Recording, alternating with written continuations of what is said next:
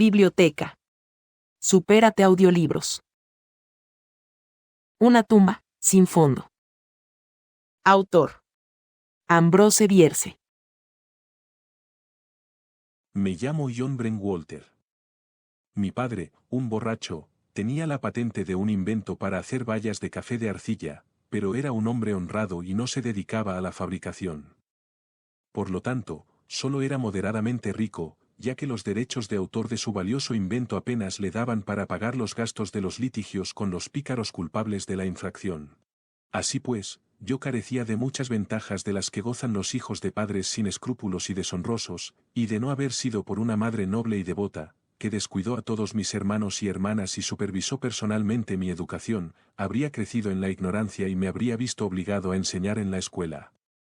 Ser el hijo predilecto de una buena mujer es mejor que el oro. Cuando tenía 19 años, mi padre tuvo la desgracia de morir. Siempre había gozado de una salud perfecta, y su muerte, ocurrida en la mesa sin previo aviso, no sorprendió a nadie más que a él mismo. Esa misma mañana le habían notificado que le habían concedido la patente de un dispositivo para abrir cajas fuertes por presión hidráulica, sin ruido. El comisario de patentes lo había declarado el invento más ingenioso, eficaz, y en general, meritorio que se le había presentado nunca, y mi padre, naturalmente, había esperado una vejez de prosperidad y honor. Su repentina muerte fue, por lo tanto, una profunda decepción para él, pero mi madre, cuya piedad y resignación a la voluntad del cielo eran virtudes conspicuas de su carácter, estaba aparentemente menos afectada. Al final de la comida, cuando el cuerpo de mi pobre padre había sido retirado del suelo, nos llamó a todos a una habitación contigua y se dirigió a nosotros de la siguiente manera. Hijos míos, el insólito suceso que acaban de presenciar, es uno de los incidentes más desagradables en la vida de un hombre de bien, y uno en el que tengo poco placer, se los aseguro. Os ruego que creáis que no he tenido nada que ver con ello. Por supuesto, añadió, después de una pausa, durante la cual sus ojos se clavaron en una profunda reflexión, por supuesto que es mejor que esté muerto. Pronunció esto con un sentido tan evidente de su obviedad como una verdad evidente, que ninguno de nosotros tuvo el valor de desafiar su sorpresa pidiendo una explicación. El aire de sorpresa de mi madre cuando alguno de nosotros se equivocaba de alguna manera era muy terrible para nosotros.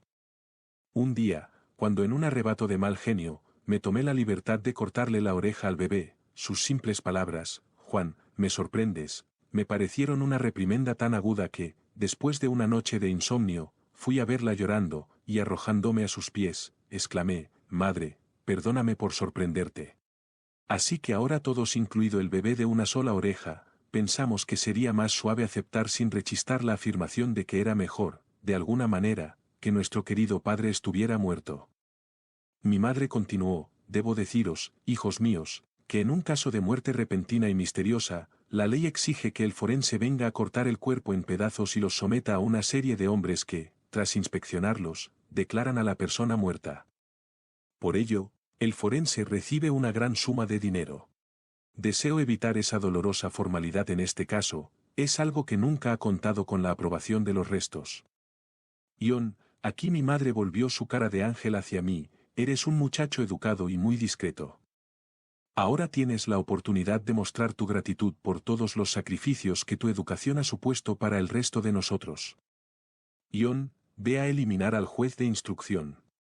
Inexpresivamente encantado por esta prueba de la confianza de mi madre, y por la oportunidad de distinguirme por un acto que cuadraba con mi disposición natural, me arrodillé ante ella, llevé su mano a mis labios y la bañé con lágrimas de sensibilidad. Antes de las 5 de la tarde había eliminado al juez de instrucción.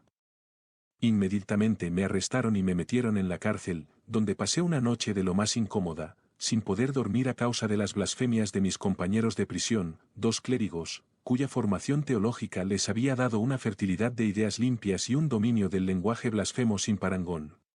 Pero a lo largo de la mañana el carcelero, que, durmiendo en una habitación contigua, había sido igualmente molestado, entró en la celda y con un temible juramento advirtió a los reverendos caballeros que si oía más juramentos su sagrada vocación no le impediría echarlos a la calle. Después de eso moderaron su objetable conversación, sustituyéndola por un acordeón, y yo dormí el pacífico y refrescante sueño de la juventud y la inocencia. A la mañana siguiente fui llevado ante el juez superior, en calidad de juez de instrucción, y se me sometió a un examen preliminar. Me declaré inocente, añadiendo que el hombre al que había asesinado era un notorio demócrata. Mi buena madre era republicana, y desde la primera infancia había sido cuidadosamente instruido por ella en los principios de un gobierno honesto, y en la necesidad de suprimir la oposición facciosa. El juez, elegido por una urna republicana con fondo deslizante, quedó visiblemente impresionado por la contundencia de mi alegato y me ofreció un cigarrillo. Con la venia de su señoría, comenzó el fiscal, no considero necesario presentar ninguna prueba en este caso. De acuerdo con la ley del país, usted se encuentra aquí como juez de instrucción. Por lo tanto, es su deber comprometerse. Tanto el testimonio como la argumentación implicarían una duda de que su señoría tiene la intención de cumplir con su deber jurado.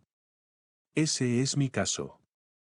Mi abogado, un hermano del difunto forense, se levantó y dijo, con la venia del tribunal, mi docto amigo de la otra parte ha expuesto tan bien y con tanta elocuencia la ley que rige, en este caso que solo me queda preguntar hasta qué punto se ha cumplido ya. Es cierto que su señoría es un magistrado instructor, y como tal, tiene el deber de instruir. Ese es un asunto que la ley ha dejado sabia y justamente a su propia discreción, y sabiamente ya ha cumplido con todas las obligaciones que la ley impone. Desde que conozco a su señoría no ha hecho más que cometer. Habéis cometido abracadabra, robo, incendio, perjurio, adulterio, asesinato, todos los delitos del calendario y todos los excesos conocidos por los sensuales y depravados, incluido mi docto amigo, el fiscal del distrito. Usted ha cumplido con todo su deber como magistrado instructor, y como no hay pruebas contra este digno joven, mi cliente, propongo que se le descargue. Se produjo un impresionante silencio.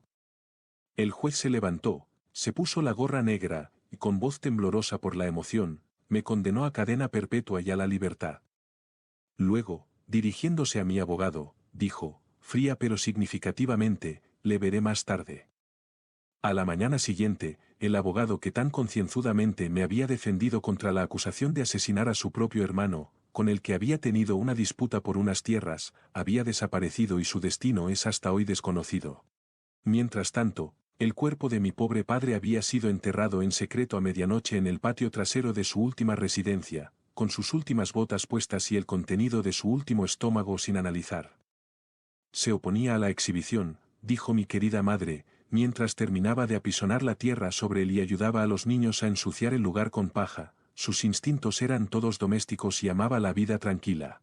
En la solicitud de cartas administrativas de mi madre, se afirmaba que tenía buenas razones para creer que el difunto había muerto, ya que no había acudido a su casa a comer durante varios días, pero el juez del Tribunal de los Cuervos, como ella siempre lo llamó despectivamente, decidió que la prueba de la muerte era insuficiente, y puso la herencia en manos del administrador público, que era su yerno.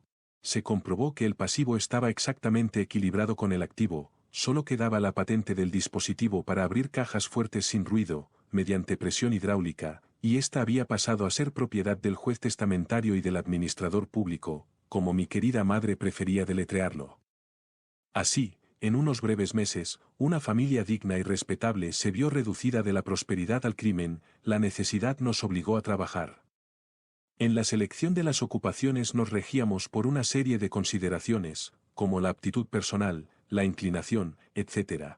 Mi madre abrió una selecta escuela privada para instruirse en el arte de cambiar las manchas de las alfombras de piel de leopardo. Mi hermano mayor, George Henry, que tenía inclinación por la música, se convirtió en corneta en un asilo vecino para sordomudos. Mi hermana, Mary María, hizo pedidos de la esencia de Lachs del profesor Pumpernickel para aromatizar manantiales minerales, y yo me establecí como ajustador y dorador de travesaños para orcas. Los otros niños, demasiado jóvenes para el trabajo, siguieron robando pequeños artículos expuestos delante de las tiendas, como les habían enseñado. En los intervalos de tiempo libre, engañábamos a los viajeros para que entraran en nuestra casa y enterrábamos los cadáveres en un sótano. En una parte de esta bodega guardábamos vinos, licores y provisiones. Por la rapidez con que desaparecían, adquirimos la creencia supersticiosa de que los espíritus de las personas allí enterradas, venían a altas horas de la noche y celebraban una fiesta. Era por lo menos cierto que a menudo, por la mañana, descubríamos fragmentos de carnes en escabeche, conservas y otros despojos semejantes, esparcidos por el lugar, a pesar de que éste había sido cerrado de forma segura y con una barrera contra la intrusión humana. Se propuso retirar las provisiones y almacenarlas en otro lugar, pero nuestra querida madre, siempre generosa y hospitalaria, dijo que era mejor soportar la pérdida que arriesgarse a la exposición. Si se negaba a los fantasmas esta insignificante gratificación, podrían poner en marcha una investigación, que echaría por tierra nuestro plan de división del trabajo, desviando las energías de toda la familia hacia la única industria perseguida por mí. Todos podríamos decorar los travesaños de las orcas. Aceptamos su decisión con sumisión filial, debido a nuestra reverencia por su sabiduría verbal y la pureza de su carácter. Una noche, mientras estábamos todos en el sótano, nadie se atrevía a entrar solo, ocupados en otorgar al alcalde de un pueblo vecino los solemnes oficios de un entierro cristiano. Mi madre y los niños más pequeños, sosteniendo una vela cada uno, mientras George Henry y yo trabajábamos con una pala y un pico, mi hermana Mary María lanzó un grito y se cubrió los ojos con las manos. Todos nos sobresaltamos terriblemente y las exequias del alcalde se suspendieron al instante, mientras con rostros pálidos y en tonos temblorosos le rogábamos que dijera que la había alarmado. Los niños más pequeños estaban tan agitados que sostenían sus velas de forma inestable, y las sombras ondulantes de nuestras figuras, bailaban con movimientos groseros y grotescos en las paredes y se arrojaban en las actitudes más extrañas. El rostro del muerto, que ahora brillaba espantosamente a la luz, y que ahora se extinguía por alguna sombra flotante, parecía en cada aparición haber tomado una nueva y más prohibitiva expresión, una amenaza más maligna. Asustadas aún más que nosotros por el grito de la niña, las ratas corrían en multitud por el lugar, chillando con estrépito, o mirando la negra opacidad de algún rincón lejano con ojos firmes, meros puntos de luz verde, que hacían juego con la tenue fosforescencia de la podredumbre que llenaba la tumba a medio cavar y parecía la manifestación visible de ese tenue olor, a mortalidad que contaminaba el aire malsano. Los niños ahora sollozaban y se aferraban a los miembros de sus mayores, dejando caer sus velas, y estuvimos a punto de quedarnos en la oscuridad total, excepto por aquella siniestra luz, que brotaba lentamente de la tierra removida y desbordaba los bordes de la tumba como una fuente. Mientras tanto, mi hermana, agazapada en la tierra que había salido de la excavación, se había quitado las manos de la cara, y miraba con ojos dilatados un espacio oscuro entre dos barriles de vino.